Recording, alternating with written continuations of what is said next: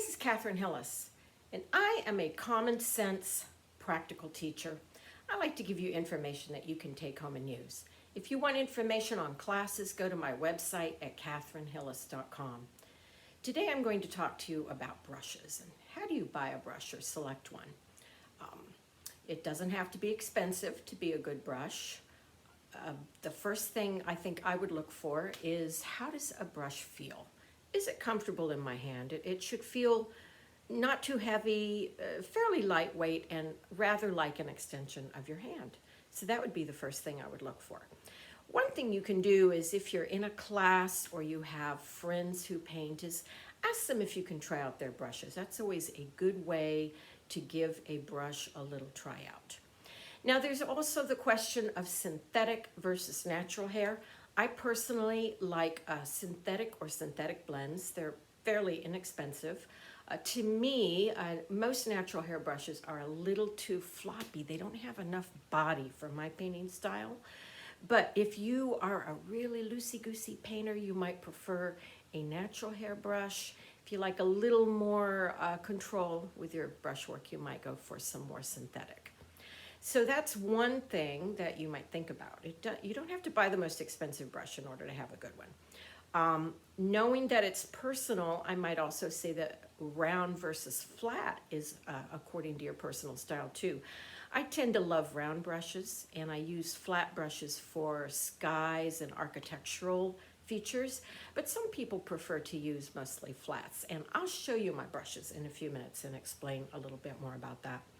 A brush should be affordable to your budget. It should be comfortable. It should have flexible hair. A brush that's too stiff is not good to use for a watercolor painter. And there are some extremely inexpensive brushes out there that are just a little too rigid for painting, but they are good for other things. Brush should hold tons of paint and water. And those, to me, are some of the most important facets of selecting a brush. So here I have my brushes laid out, and some of my other equipment as well. I always use a large spray bottle and a small mister bottle. I actually use a small mister bottle a lot to wet the paper. I just use a regular pencil. I like a kneaded eraser. Those options are up to you, what you feel comfortable about using. That too can be personal. It's always important to have a nice big flat brush. These are 2-inch flats, very important for large skies, large architectural areas. If you use a small flat brush with rigid edges, you will get rigid edges in your painting, and that's not a good thing. So nice soft brushes. I've got a Stephen Quiller flat, a Fibonacci flat, and an Isabey flat. The Isabey is made of squirrel hair. These are synthetics. I like them all. The squirrel hair obviously will give me a softer wash when I need it. A good round, you really only need one good round. These are the three I typically use quite a bit. An Isabey 2, a Princeton Neptune 4, and an Isabey 6. But any kind of middle-sized brush, the Princeton is a synthetic. I like it quite a lot. The Isabey is a natural hair brush. It is more expensive. It holds a tremendous amount of paint and water, so that's why I like it. But any kind of a nice, flexible brush that the hair will come back to a good point is fine. You may want a smaller brush for detail work. This is a Cheap Joe's Golden Fleece, and I find that all of the big box art supply stores, most of them have their own brand, and those are usually very reliable and inexpensive as well. This is a Scepter Rigger by Winsor Newton. Riggers are super important to have for branches and grasses. Nothing else will do the trick like a rigger. Very inexpensive brushes. They never cost very much. They come in all sizes and lengths, but the point is that the tip should be about 1 inch long or longer. These brushes I don't use as much, but I do use them. I have some nice soft brushes by Princeton and some other makers. I'm sorry, this is a Simply Simmons by other makers. And I use these for blending when the paper is damp.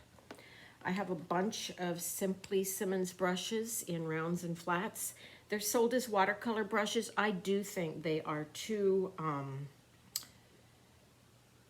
I believe that they're too stiff for watercolor painting, but they are terrific for lifting, and I carry them with me all the time. So the truth is, when I'm usually painting, I would probably use, in truth, probably about 4 brushes that I use all the time. I carry tons of brushes with me, but I generally just use a couple, and then I go to lifting brushes if I need to. Hi, I hope that was helpful to you. And now you can feel fairly confident and go out and try some brushes and buy what works great for you. And of course, you want to take care of your brushes too. So just wash your brushes off every day with cool or lukewarm water and hand soap or dish soap. That's fine. About once a month, I take my brushes all up to my kitchen sink, and I always have little bottles of hotel shampoo and hotel conditioner. I wash all my brushes with hotel shampoo, rinse them out, dry the handles off really thoroughly, and then I put hair conditioner on them, and I bring them to a point or bring the flat tip out flat, and I let them dry overnight like that. And I rinse them the next morning, and I really think that extends the life of my brushes. Just something I made up, and it's really worked for me for the last couple of decades. Also, how do you store your brushes? You know, you can be creative. I mean, one of my favorite containers is just a spaghetti or cereal container. And I put dry brushes in this upright and pack this in my luggage when I'm traveling. I love that. There are all sorts of other wonderful containers you can use for your brushes, you know, made by various companies, and you can just use what works for you. You can also just rub your brushes dry and wrap them in a towel, and that's fine too. So happy painting, common sense taught here, keep working.